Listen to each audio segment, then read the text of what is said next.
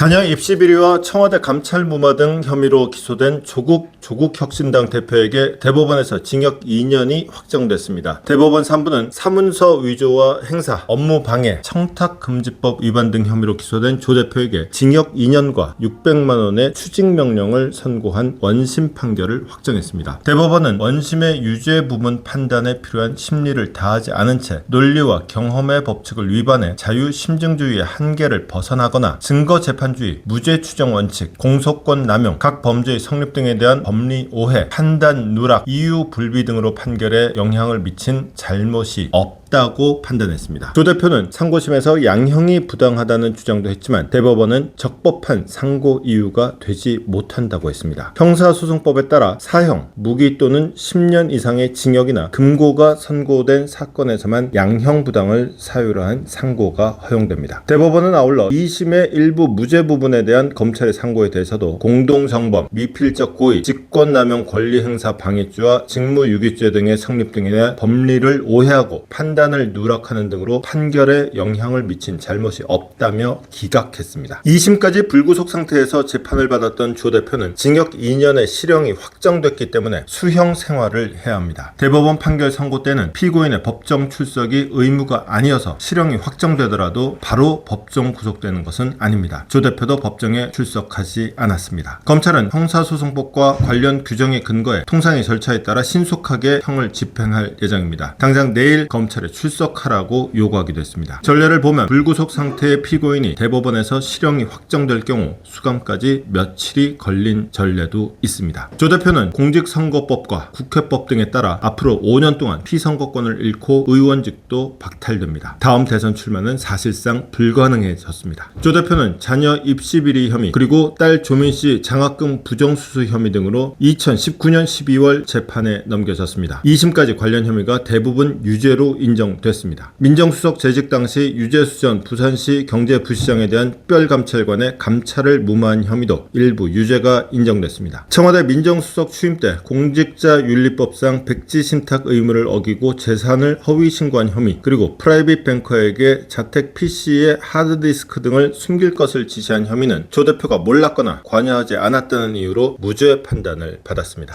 조 대표와 검찰이 2심 판결에 불복해 각각 상고했지만 대법원은 양쪽의 상고를 전부 기각했습니다. 강스라이팅 자막뉴스입니다.